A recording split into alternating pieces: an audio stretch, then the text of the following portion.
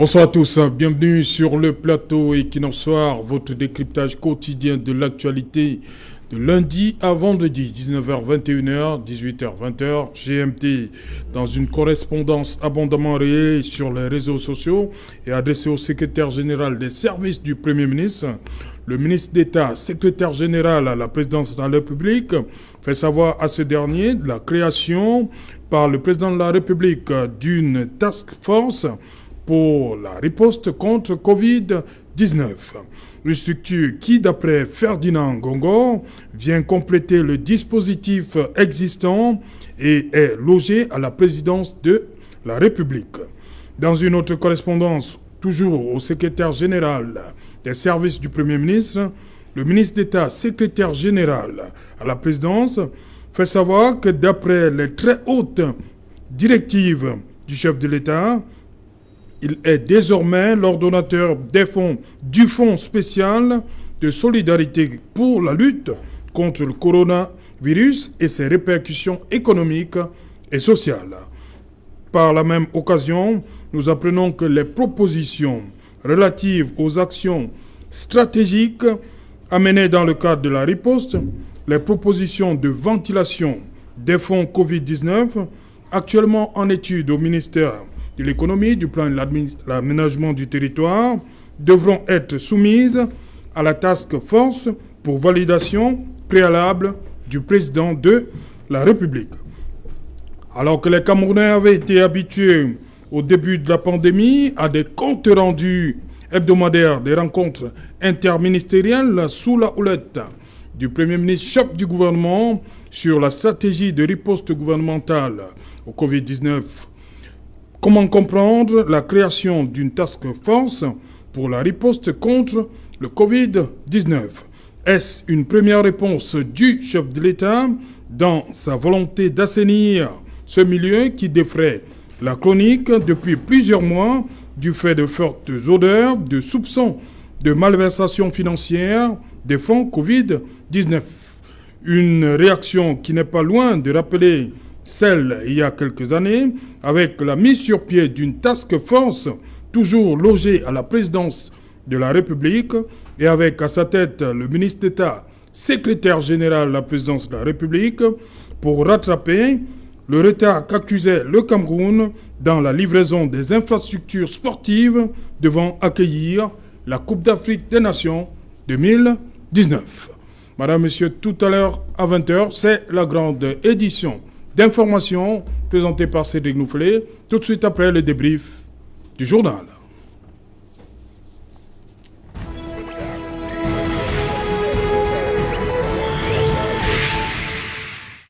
Task Force Covid 2019, comme pour la Coupe d'Afrique des Nations 2019, c'est une interrogation. Pour tenter de répondre à cette interrogation, justement, nous avons invité en plateau ce soir Eric Pelab.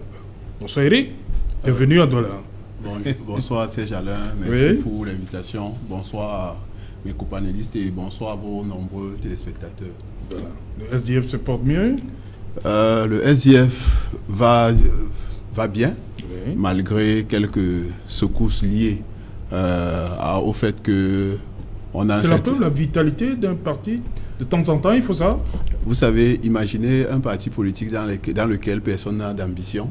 Ça signifie que ce parti est appelé à mourir. C'est d'abord, chaque militant a des ambitions personnelles qui rejoignent la vision du parti. C'est quoi, on milite ensemble. Maintenant, il est juste question que les uns et les autres tempèrent leurs ardeurs, comme l'a si bien indiqué le secrétaire général dans une circulaire, pour éviter que cette bataille que nous souhaitons tous se fasse beaucoup plus en interne et que ne ternisse pas l'image du parti à l'extérieur. Voilà. Bonsoir Eric Yopi. Bonsoir à vos auditrices, à vos téléspectatrices et à vos téléspectateurs, bien entendu. Permettez également que je pense à 4 personnes. La première, c'est Mungo Emmanuel, qui est à Nantes, qui fait un excellent travail parce qu'il accompagne les personnes démunies, que ces personnes soient hommes ou femmes. Je pense également à un soldat qui se nomme Dama Daniel, du côté de Konsamba, sans oublier maman Catherine qui nous suit du côté de Bepanda Omnisport. Une inconditionnelle d'Equinox Soir. Je pense qu'en ce moment, avec certitude, elle est bien entendu, n'est-ce pas, devant l'écran. Vous avez dit maman?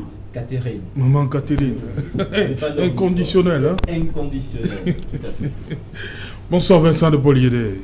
Bonsoir Serge Alain. Oui. Bienvenue, une fois de plus. Hein? Merci pour l'invitation.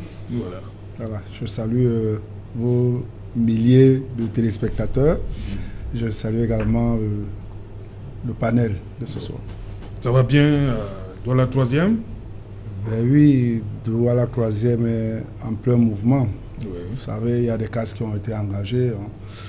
Il y a des populations qui se sont installées sur le tracé des routes qui existaient depuis. Donc, depuis quelque temps, nous sommes en train de travailler là-dessus. Vous dites quoi? Que c'est les exécutifs présidents qui ont laissé faire? C'est ça? Non, c'est ça que l'exécutif 2020 veut faire croire à la population? Non. Vous ne laissez pas ce que les autres ont laissé faire? Non, c'est une mentalité inhérente au comportement des Camerounais, qui n'ont pas de respect de la chose publique. Donc, des gens ont eu des titres fonciers sur des espaces bien précis, mais ont cru bon devoir occuper les espaces qui étaient là pour la voie publique, pour la chaussée. Donc, c'est tout simplement cela. Ça se voit au niveau de Niala après les rails. Hein? Et il n'y a pas que là, même au niveau du quartier Abossa jusqu'au PK10. Oui. Faites un crochet par là, vous allez voir. C'est une route qui est praticable, c'est un raccourci. Voilà. Même du côté du génie militaire, on est en train de travailler dessus. Ok. Bonsoir, Edmond Kyoté. Bonsoir Serge Alain, bonsoir à tous les copanélistes et bonsoir à tous les téléspectateurs. C'est un plaisir de répondre par l'affirmative à votre invitation, une fois de plus. Edmond Kyoté, dites-moi, comment vous avez accueilli cette task force? Vous avez pensé à quoi tout de suite? C'est sans grande surprise. Vous attendiez à ça? Je ne m'attendais pas à ça, mais nous sommes un peu habitués dans ce pays à une gestion un peu, je vais dire, un peu improvisée. On est habitué à l'improvisation dans ce pays. Et il fallait s'y attendre à partir du moment où il y avait déjà de forts soupçons, n'est-ce pas, de gestion malsaine, n'est-ce pas, dont la première task force, parce qu'il faut dire qu'il y en avait déjà une qui était placée sous la gestion, sous le patronage du Premier ministre. Bon, à partir du moment où on estimait que le chef de l'État, à travers la note, n'est-ce pas, du SGPR, estimait que cette équipe n'avait pas brillé par l'excellence et par la qualité dans la gestion, donc il était prévisible que la musique change de ton et de cadence. Et donc, je n'ai pas été personnellement surpris par la mise en place de cette task force, sauf que ça pose plus de questions que ça ne répond, n'est-ce pas, aux questions préalables. C'est ça le problème. Vous prenez ça comme un désaveu, Premier ministre? Je pense peut-être comme ça sonne à la fois comme un désaveu, ça sonne à la fois comme un manque de compétences, un manque de clarté, un manque de beaucoup de choses.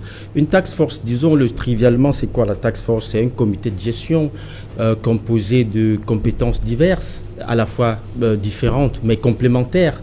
Une espèce de teamwork dédié, n'est-ce pas, à la gestion soit d'un projet, soit d'une situation conjoncturelle, par exemple de crise, comme c'est le cas en ce moment.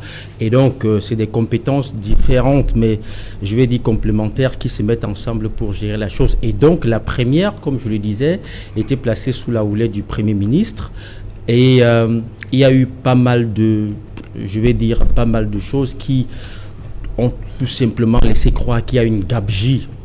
Pour le moment, il y a un rapport, n'est-ce pas, de l'audit des comptes qui laisse croire qu'effectivement, il y a eu de la gabegie, qu'il y a eu une gestion pas très saine des fonds, n'est-ce pas, alloués à la gestion de la pandémie, n'est-ce pas, Covid-19. Et donc, ils ont décidé de mettre une autre task force, cette fois-ci au secrétariat général à la présidence. Je crois que cette fois-ci, c'est le SGPR, même si on nous laisse croire que c'est le président lui-même qui va désormais. Je ne pense pas que le président de la République, lui, il va tous les jours, n'est-ce pas, regarder les rapports de gestion, n'est-ce pas, je ne pense pas que ce soit véritablement ça. Mais ça pourrait nous amener, vous savez qu'en toute chose, il y a un référentiel. Donc, tout jugement part d'un référentiel. Il y a déjà eu une task force sous la houlette du SGPR, la Cannes 2019. Aujourd'hui, on parle de 2022, mais initialement, c'était la Cannes 2019. C'était placé sous la houlette du SGPR, mais tout le monde connaît la calamité que cela a produit en termes de gestion. Je crois que... on en reparle tout à l'heure. On en reparle tout à l'heure. Ouais. Donc, ma foi, je crois tout simplement que cette task force-là va plus poser des questions qu'elle ne répond. Éric Pella, vous, c'est le sentiment qui vous habite également lorsque vous avez appris la mise sur pied de cette task force. Vous avez pensé tout de suite à quoi? J'ai pensé au stade de Kwemkong et à son parking. À Bafoussam. Et à son parking, oui, qui au départ devait coûter 9 milliards. Et c'est le SGPR qui a fait un avenant de 2 milliards pour que finalement on construise le parking du stade de Kwemkong à hauteur de 11 milliards. Je souhaite que vos équipes aillent un peu filmer ce parking et vous voyez à quoi ressemble 11 milliards de nos impôts. Est-ce que c'est terminé les travaux? Non, au niveau de Kwemkong, il n'y a pas de souci. Ils ont fini avec le stade, le parking est là.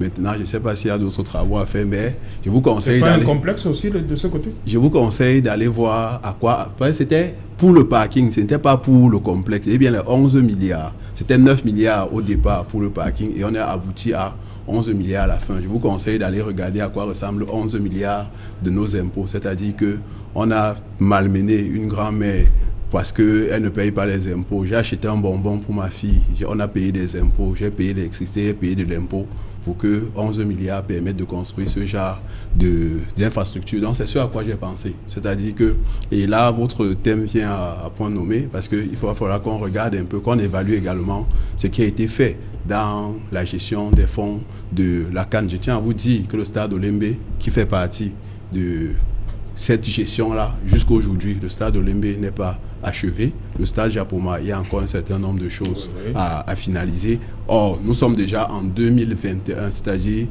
près de 2 ans après la fin supposée des travaux de cette task force. Donc, il est question de s'interroger sur le choix de ces hommes et se demander si le président de la République lui-même n'est pas arrivé à une situation où lui-même ne sait plus quoi faire. Parce que on ne peut pas passer le temps à gérer dans l'urgence. On peut prendre comme ça à l'appel un certain nombre de petits programmes ou bien d'activités de court terme qu'il a essayé de mettre en œuvre et qui n'ont pas produit les résultats. Vous allez prendre, pour rattraper le DSCE, on a créé le plan d'urgence triennal. Après, on a créé le plan d'urgence triennal spécial jeune.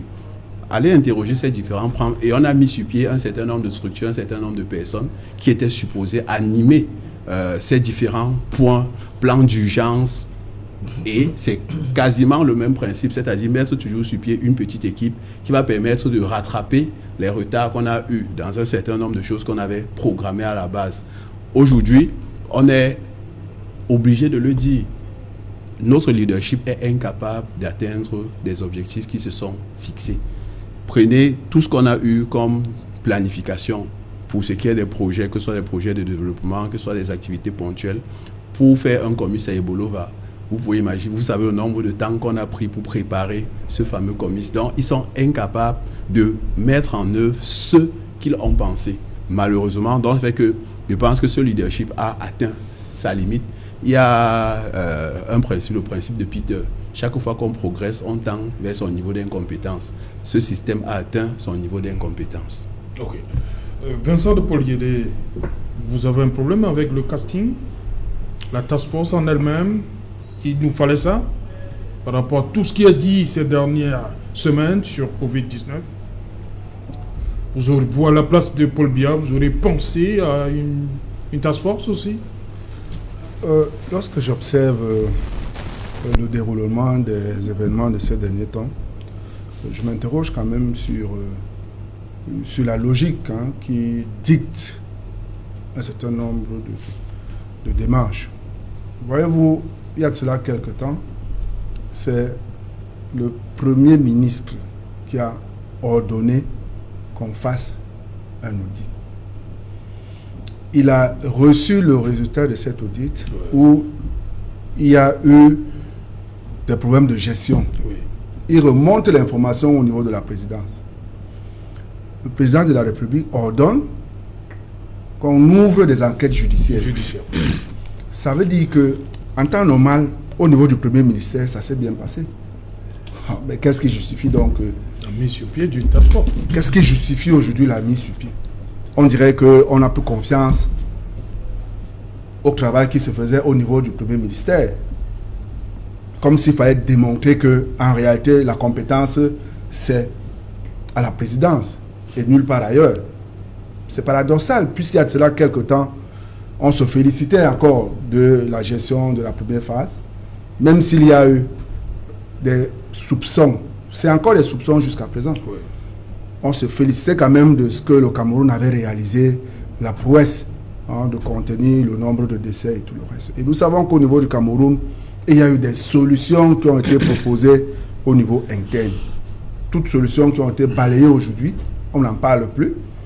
On nous ramène vers une gestion occidentalisée de la Covid-19.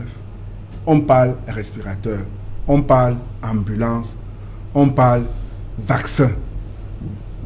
Donc, je m'interroge effectivement pour comprendre comment est-ce qu'on fait pour que ce soit seulement au niveau du secrétariat général de la présidence de la République. Vous savez, il y a une actualité toute récente qui laissait penser à une transmission de pouvoir au gré à gré. Donc, il y a des signaux comme ça qui ne sont pas bons à percevoir, qui laissent penser que actuellement tous les pouvoirs sont en train de se concentrer au niveau du secrétariat général de la présidence de la République. Et lorsqu'on sait donc la première task force qui a été créée, qui a été mise sur pied et qui a géré les infrastructures de la CAN, on sait tous les problèmes que cela a posé. Des ministres qui sont sortis, pas un, pas deux, trois, pour dire non, on n'est pas d'accord avec ces marchés qui ont été passés. Et qu'on revienne aujourd'hui à reconfier la même responsabilité, ne soyez pas surpris. Jusqu'à présent, c'est juste des soupçons. Mais qu'après, on décrit justement une certaine gabégie. Parce que cette task force a quand même la particularité de procéder à des grés à grés. Elle ne fait pas d'appel d'offres. Et pour finir, on ne parle que d'une seule personne dans cette task force. Vous n'entendez jamais parler des autres membres de cette task force. Vous ne les entendez jamais intervenir nulle part. On parlera seulement d'une seule personne. Donc, ça nous amène à nous interroger. Et ce n'est pas bien dans le climat actuel qu'on nous donne des signaux comme ça qui tendent à démontrer que le pouvoir est effectivement en train de se concentrer autour de certains individus au niveau de la présidence de la République. Okay. Je crois qu'on pourrait se passer de cela. Éric Yombi, au-delà de tout, Ferdinand Gomo, le nouvel homme fort, Covid-19 au Cameroun. Vous savez, lorsqu'il y a eu le dernier remaniement ministériel au Cameroun, il y a beaucoup qui s'imaginaient que le SGPR partirait. Mais le chef d'État nous a fait le coup du foulard. D'accord? Il a fait le SGPR ministre d'État. Oui. C'est très important. Promotion. Ministre d'État. C'est-à-dire qu'au-delà de tout ce que la population, tout ce que l'homme de la rue a imaginé, le chef de l'État a cru bon qu'il monte en grade. D'accord? Un ministre d'État, c'est un ministre qui jouit de la confiance particulière du chef de l'État. Ça veut dire concrètement que, alors que nous on s'imaginait que celui-là partirait, le chef de l'État a jugé que c'est l'homme de la situation et qu'il fallait lui donner du galon pour qu'il reste à ses côtés. C'est une indication assez importante. Le chef de l'État est cohérent. Il est cohérent en ce que il y a désormais une concentration non seulement de la ressource humaine, mais de la ressource financière. C'est très important. Parce que le contexte du moment nous rappelle que la question de la ressource, c'est la question qui va énormément structurer l'après-bien. C'est extrêmement important. Et il y a un autre élément dans cette lecture que nous pouvons faire, c'est ce qu'on peut appeler l'humiliation. Moi, j'ai l'impression que le Premier ministre a été humilié. Lorsque le SGPR écrit au secrétaire général des services du Premier ministre et non au Premier ministre, j'ai comme impression qu'il y a une logique d'humiliation. Et est-ce qu'il doit écrire au Premier ministre?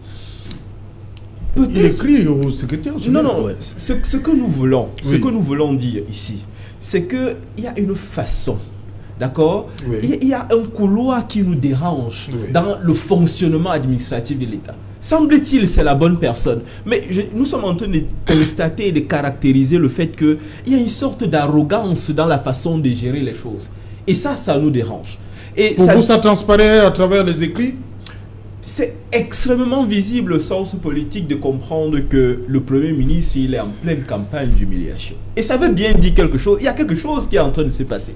Pour le moment, nous ne pouvons pas dire avec certitude pourquoi on est en train de l'entraîner sur le chemin de l'humiliation. Certainement, d'ici quelques semaines, d'ici quelques mois, nous comprendrons. Mais il y a quelque chose qui est en train de se construire. On ne peut pas en même temps demander l'audit. On ne peut pas en même temps avoir un Premier ministre, on voit bien qui se saigne, qui est tiraillé de part et d'autre, qui n'a pas le soutien du SGPR et qui vient avec une note comme celle-ci. Et la présidence vient avec une initiative comme celle-ci pour, semble-t-il, l'achever au sens politique. Or, il devrait en réalité, dans ce contexte, bénéficier, bien entendu, n'est-ce pas, de l'assistance, de l'appui du chef de l'État. Mais c'est en ce moment précis qu'on décide de lui enlever cette gestion du Covid-19 dont tout montre, même s'il n'a pas été exemplaire, au moins il a été transparent, il a fourni ce qu'il pouvait fournir. Donc, d'un point de vue politique, il y a quelque chose qui est en train de se construire. Mais le chef de l'État, il est cohérent parce qu'il fait confiance à son homme. Lui fait-il suffisamment confiance pour qu'on parle désormais, n'est-ce pas, de Dauphinat? C'est ça le point d'interrogation. Edmond Kouyaté, une structure, la task force, mais c'est assez clair. Le SGPR est assez clair dans sa correspondance. Il dit que cette structure vient compléter le dispositif qui existe déjà. C'est ce qu'on appelle les tournures de langage. C'est-à-dire qu'il y a... On n'a pas balayé les structures qui existaient avant. Non, qui existent jusque-là. C'est des tournures de langage pour ceux qui ont fait un peu d'administration et qui ont fait une technique administrative. Ils comprennent trop vite ce que ça veut dire. Je vous rappelle en passant que M. Ngongo, c'était un diplomate. Et donc, en matière de tournure de langage, oui, de rédaction administrative et de tournure de langage, de subtilité de langage. Donc, pour ceux qui savent percevoir le message infraliminaire qu'il y a derrière ce type de discours, ils comprennent très vite que c'est une manière simple, n'est-ce pas, de dépouiller le Premier ministre de toutes ses prérogatives en la matière et de les récupérer. C'est ça le problème. Mais seulement, il y a un souci dans cette histoire. C'est que, même si jusqu'aujourd'hui, il y a un faisceau d'indices qui laisse croire qu'effectivement, il y a eu, n'est-ce pas, des détournements ou alors des corruptions, des rétrocommissions et autres, ça reste des faisceaux d'indices. Ici, nous ne voulons pas fouler au pied le sacro-saint principe de présomption d'innocence. Oui. Tout le monde en bénéficie encore. Mais seulement, je vais dire, tout se passe comme si c'était une gabegie organisée. Et je suis formel là-dessus. C'est une gabegie organisée au plus haut sommet. Pourquoi ? Vous recevez 180 milliards de francs. C'est le fonds de départ. Vous recevez 180 milliards de francs. Et vous mettez ça sur la table, tel un gâteau, vous découpez, vous envoyez à chaque département ministériel. Quel était le compte, n'est-ce pas, prévisionnel d'emploi de ces fonds ? On n'affecte pas un budget sans un compte prévisionnel d'emploi. Et quand on a défini un compte prévisionnel d'emploi, on s'attend également à ce qu'à la fin de la gestion, il y ait un compte d'emploi qui soit, n'est-ce pas, mis à disposition. Vous affectez un budget comme ça. C'était quoi le planning des dépenses ? Est-ce qu'il y en avait un ? Sur la base de quoi est-ce qu'on a décidé que le ministre de l'économie, par exemple, va avoir 54 millions et le ministère de la communication va avoir 700 millions ? Sur la base de quoi ? Ça s'est décidé comment ? Quelle est la planification qui a été stratégiquement prédéfinie pour déterminer des montants à allouer aux uns et aux autres? Sur la base de quoi est-ce qu'on a décidé que le ministère de la Santé va avoir 60 milliards? Sur quelle base? Est-ce qu'il y avait un prévisionnel, un compte prévisionnel qui disait voici ce que je veux faire, voici ce que je veux faire, voici les objectifs à atteindre? Est-ce que ça existe? Si oui, qu'on nous le montre. Parce que même quand on parlait, la semaine dernière, je crois qu'on a fait une émission parlant d'audit, même l'auditeur, quand tu fais ton protocole d'audit, tu te bases sur un certain nombre d'éléments de gestion, de mécanismes de gestion. Qu'est-ce qu'on a défini préalablement? Quels sont les objectifs qui étaient visés? Et qu'est-ce que vous avez fait? Ça, c'est ce que dans un protocole d'audit, c'est les questions qu'on pose de manière basique. Est-ce que tu es resté dans la planification stratégique de départ ou alors est-ce que tu as créé des dépenses supplémentaires? Est-ce que sur telle ligne, par exemple, tu n'as pas excédé? C'est les questions qu'on doit se poser. Mais on se rend très bien compte que les gens ont pris 180 milliards, ils ont mis le couteau là-dessus, ils ont mis les ciseaux là-dessus, ils ont saucissonné et à la tête du ministère, ils ont dit, bon, celui-ci, on peut lui donner 60 milliards, bon, l'autre 2 milliards et demi, l'autre 3 milliards et demi, ainsi de suite, ainsi de suite. Alors, on s'attend à quoi? On peut changer de taxe. On demande justement des comptes, on demande des comptes. C'est pour ça que j'ai dit... Comment cet argent qui a été réparti selon vous, comment ça a été utilisé? Mais justement, le problème, c'est que vous ne pouvez pas repartir de l'argent à la base comme c'est à la base qu'il y a ce problème. Donc, même le premier comité de gestion qui a été placé au premier ministère, il y a problème. Et même maintenant, M. Ngongo qui récupère, n'est-ce pas, la gestion de ce comité, il faut qu'il nous dise quelle est sa planification. Parce que, nous l'avons dit, on a vu le premier comité de gestion qu'il a piloté avec la CAN. On a vu un autre comité de gestion, je crois que c'était toujours le plan d'urgence. C'était toujours à la présidence de la République. C'est quoi les résultats aujourd'hui? Où sont les objectifs qui ont été atteints? C'est quoi aujourd'hui le compte d'emploi par rapport à ces budgets? Je vous rappelle quand même qu'avec le plan d'urgence, c'était quand même 1000 milliards de francs. Aujourd'hui, personne ne nous dit comment on a utilisé 1000 milliards. Avec, n'est-ce pas, la CAN, c'était aussi près de 1000 milliards de francs. Personne ne nous dit aujourd'hui, et on se rend très bien compte que les budgets, les projets sont abandonnés. Si vous allez à Olembe, on nous dit que c'est abandonné. On a été obligé d'aller chercher un budget, n'est-ce pas, de faire une rallonge budgétaire de 88 milliards. Si vous regardez la pénétrante Est, qui rentrait toujours dans les infrastructures de la CAN. Aujourd'hui, c'est abandonné. Le stade Rumde Adja, c'est abandonné. Tous les stades annexes à Douala, celui de Bonamous a dit, je ne sais pas si on en parle encore. Bon, il n'y a que celui de Mbappé-Lépé qui a été fait. Les autres stades annexes, les stades d'entraînement qui étaient à Douala, plus personne n'en parle. On a oublié, mais personne ne se demande est-ce que le budget a été consommé ou pas. Donc, j'ai dit il faut savoir qu'il y a n'est-ce pas, une gabegie qui est planifié, qui est pensé au sommet de l'État. On n'affecte pas les budgets sans un compte prévisionnel, n'est-ce pas, d'exploitation. On ne le fait pas. Quand on ne définit pas un compte, n'est-ce pas, un CEP, attendez-vous à ce que quand vous donnez de l'argent à quelqu'un, qu'il utilise ça comme il entend. Ok. Voilà.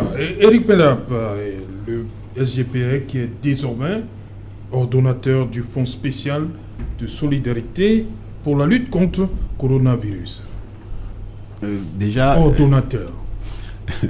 Moi, sincèrement, excusez-moi si j'ai envie de rire, c'est parce que malheureusement, dans notre pays, comme il disait, c'est une gabegie organisée. Et maintenant, la question c'est qui va contrôler les ressources qui semblent ne pas être claires. Parce que ce qui se passe avec le Covid, c'est que malheureusement, on ne connaît pas l'action d'après. On ne connaît pas ce qui va arriver demain. Parce que je ne pense pas qu'on avait anticipé sur la deuxième vague, on n'avait pas anticipé sur les nouveaux variants, on n'avait pas anticipé sur un certain nombre de choses. Donc au départ, on a tourné dans l'inconnu de façon globale. Ça, c'est une chose. Deuxième chose, c'est que dans le cadre des marchés Covid, comme l'a si bien dit M. Yende, tous les marchés, c'est du gré à gré, parce qu'on est dans une situation d'urgence. Donc avec le code des marchés publics qui est supposé encadrer les différentes commandes publiques au niveau de l'État est mis de côté et on est obligé d'appeler son ami, son copain, sa copine, ainsi de suite, pour lui proposer des marchés. Et malheureusement, lorsqu'on est dans cette grille-là, on a un problème, c'est même si des gars ont des rétrocommissions, c'est difficile de vérifier après. C'est pourquoi c'est l'occasion, une fois de plus, parce que chaque fois que c'est possible, il faudrait qu'on le dise, il est important que l'article 66 de notre Constitution, que le président de la République, s'il veut vraiment lutter contre les détournements de fonds et tout ce qu'il faut au moins que sur le plan symbolique. Au moins sur le plan symbolique, parce que pour le moment, c'est devenu, j'ai envie de dire, un élément qui est là. S'il signe juste le décret d'application, je pense que ça va apporter déjà un plus. Parce qu'on va se dire que oui, à partir d'aujourd'hui, le président de la République lui-même est d'accord pour qu'un certain type de comportement, pour ce qui est de la gestion de la fortune publique, s'arrête. Parce que si un monsieur a déclaré ses biens à l'entrée, il déclare à la fin, on connaît son revenu, on pourra évaluer facilement et il y aura sûrement une loi sur l'enrichissement illicite qui va compléter cet élément-là. Donc il est important qu'à ce niveau ce soit fait. Maintenant, le SGPR, sincèrement, moi je suis appelé à douter parce que M. Ngongo, dans le passé, a montré que pour ce qui est de la gestion des fonds publics, il n'est pas le meilleur gestionnaire qui soit. Le cas de la CAN est là. Cependant, on a le plan, comme je disais, le plan triennal. On a le plan spécial jeune, c'est 102 milliards. Il bénéficie quand même de la présomption d'innocence. Maintenant, il faudrait aussi se dire que pour ce qui est de la première phase du Covid, un audit a été fait et le SGPR a fait un courrier au ministre de la Justice pour lui demander d'engager les procédures parce que non, il ne faisait que répercuter. Il faut qu'on s'habitue à ces mots-là. Répercuter les hautes directives, hautes instructions. Il faut restituer les Je ne suis pas du RDPC pour parler des hautes instructions. On doit restituer. Le SGPR dit qu'il répercute les hautes directives du chef de l'État. Justement, il est question à ce niveau-là que des poursuites judiciaires soient engagées parce que le rapport d'audit est disponible et les personnes qui auraient distrait les fonds publics sont déjà reconnus. Il est juste question pour le ministre de la Justice d'engager les procédures judiciaires. Et c'est l'occasion ici de féliciter le travail de l'honorable Nietzsche qui a été traité de tous les noms d'oiseaux sur les différents plateaux, sur tout ce que vous voulez, parce qu'on parlait d'acharnement. On se rend compte aujourd'hui que cet acharnement n'en était pas un. Il était juste question d'attirer l'attention des uns et des autres sur la gestion de nos impôts, parce qu'il faudrait qu'on se le dise. L'État ne fabrique pas d'argent. Quand ce n'est pas nos impôts directs, lorsqu'il prête de l'argent, plus tard, ce sont nos impôts qui vont les payer. Donc, il était question d'attirer l'attention des uns et des autres sur la gestion de l'argent de nos impôts. Et pour vous prendre un exemple, parce que c'est toujours intéressant, pour aménager le stade Bapélepé, on a eu dépensé près de 70 à 80 millions pour le Covid. Pour aménager le stade militaire à Yaoundé, c'est environ 70 ou 80 millions. Sauf que lorsqu'on est arrivé à Limbé, on est tombé à 300 millions. C'est-à-dire que pour les mêmes infrastructures, c'est-à-dire que prendre un stade, mettre à l'intérieur des équipements pour accueillir les potentiels malades, on a 70 à 80, 70 à 80, et là-bas, on tombe autour de 300 millions. C'est à se demander si, déjà, Douala Yaoundé, c'était les principaux foyers de contamination pour le Covid. Donc, s'il fallait... Vous ne voyez peut-être pas l'aspect sécuritaire du côté de Libé? L'aspect sécuritaire. Oui. Donc, si je comprends bien... Oui, j'essaye de comprendre. Oui. Supposons un instant qu'on prenne en compte l'aspect sécuritaire. Ça suppose quoi? Ça suppose qu'on va ajouter 200 millions de plus pour la sécurité des infrastructures qu'il y a là-bas. C'est aussi une question que je vous pose. Oui. Donc, ce que j'ai envie de vous dire, c'est qu'en réalité, l'aspect sécuritaire ne se pose pas. Surtout que pour les lieux où ces infrastructures étaient installées, c'est-à-dire ces stades-là. Je tiens à vous dire qu'on joue le championnat de première division à Limbé. Depuis le début de cette crise. Il n'y a pas eu de cas particulier d'actes de chant s'est joué. De chant s'est joué. Donc, si c'est le problème sécuritaire qui coûte les 200 millions, c'est un problème. Surtout qu'on a un budget de la défense qui est connu et qui est disponible. C'est près de 250 milliards. Voilà, c'est 5% de notre budget. Donc, venir nous dire que c'est ça qui aurait amené ça. Donc, ce qu'il faut comprendre, c'est qu'au-delà du soupçon, je suis d'accord qu'on doit garder la logique de la présomption d'innocence, mais nous demandons que le rapport qui a été produit soit mis à la disposition du public. Ce n'est pas des rapports qu'on doit cacher dans la chambre, c'est notre argent. Étant donné que c'est notre argent, c'est nous qu'on doit informer pour que les uns et les autres sachent ce qui a été vraiment fait. Parce que pour le moment, on est en train de spéculer, alors qu'il y a un rapport qui existe déjà et qui devrait, parce que le droit à l'information, c'est un droit pour tous les citoyens. Ce n'est pas une affaire où on a pitié d'un citoyen et on lui donne l'information. Non, c'est un droit. Donc il faudrait que ce rapport soit rendu public pour que les uns et les autres sachent exactement ce qui a été fait avec notre argent, avant même que M. Ngongo continue le travail qu'il a commencé avec les chantiers de la CAN. Ok. Vincent de Paul Guédé, toujours dans cette correspondance, le ministre d'État dit les propositions de ventilation des fonds Covid-19 actuellement en étude au MINEPAT devront être soumises à la task force pour validation préalable du chef de l'État. Donc le président, on ne va pas voir le SGPR partout, le président même fait partie de cette task force. Il est là, il est dans la task force, le président de la République. Cette correspondance nous permet d'observer l'hypercentralisation du pouvoir. Oui. Vous voyez donc... mais est-ce que, Vincent, vous allez repartir, c'est peut-être parce qu'il y a eu manquement quelque part, que le président décide de reprendre tout, de ramener tout à la présidence, non? Si nous avons été surpris par la première phase du Covid, mais la deuxième ne nous a pas surpris. Et alors, les besoins devraient partir de la base vers le sommet. Tout ce séquençage, ce dispassage qu'ils vont faire là, c'est sur la base de quoi? En principe, c'est à partir de la base qu'on devrait remonter les besoins. Nous sommes dans la phase des collectivités décentralisées. Au niveau de la mairie, je ne sais pas, n'importe quelle mairie, on est capable de faire l'état des besoins parce que tous les hôpitaux sont sous le contrôle du maire. Donc, il peut donc tenir des réunions, recenser l'ensemble des besoins et remonter cela. Et en principe, c'est en sommant tous ces besoins-là qu'on peut donc ressortir des besoins globaux. Mais on a assisté à des distributions et des sauts et tout ça. Donc on n'avait pas fait ce travail de besoin des populations. Ça ne s'est jamais fait. Là, on parle du sommet. On venait distribuer en fonction de quoi? Mais là, on est parti du sommet vers la base. Et c'est pour ça que je disais que si on peut expliquer cela pour ceux qui est de la première phase, parce qu'on n'était pas préparé. Donc il a fallu que les décideurs décident. Mais maintenant, pour la deuxième phase, pour la deuxième phase, il n'est pas compréhensible que les décideurs veulent encore continuer à décider. Non, il y a des populations à la base qui ont des besoins spécifiques. Au niveau des différents hôpitaux, les besoins ne sont pas les mêmes. Les besoins ne sont pas les mêmes. D'où vient-il qu'on décide de ce qui doit se passer à partir de Yaoundé? Donc, ça remet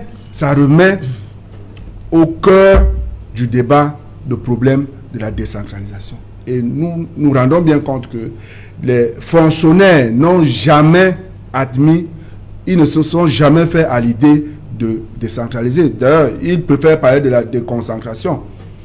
Vous voyez un exemple comme celui-ci, où on aurait pu faire amende honorable, puisque la première gestion qui a été centralisée a posé des problèmes.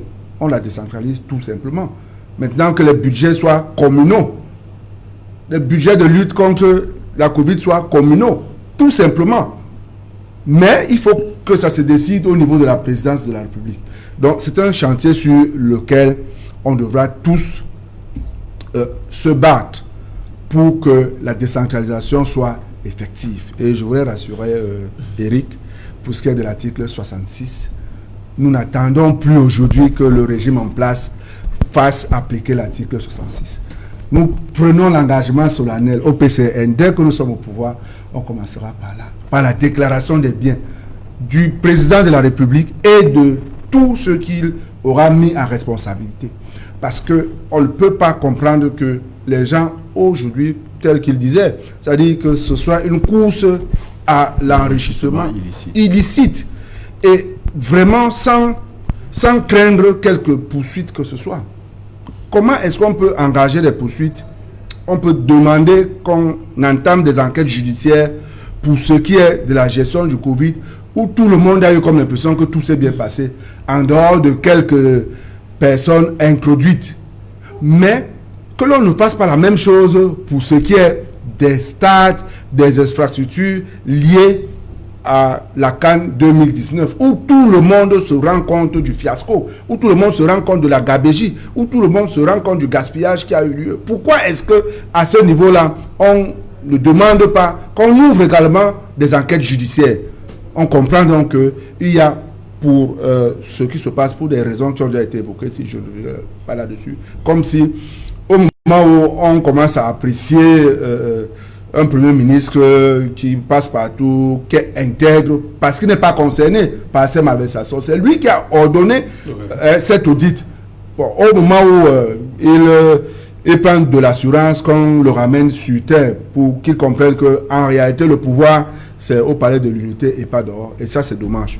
Voilà, Eric Yombi, une task force qui intervient au lendemain de ce que le FMI exige des comptes par rapport à la première tranche. Il y a un parallèle. Vous comprenez pourquoi la mise sur pied cette task force au lendemain de cette demande du FMI? Oui. Avant de répondre à votre question, il y a déjà 2 questions qui me hantent alors que cette task force même existe, alors qu'elle est mise en place. Alors, le SGPR, bien entendu, va gérer ces fonds.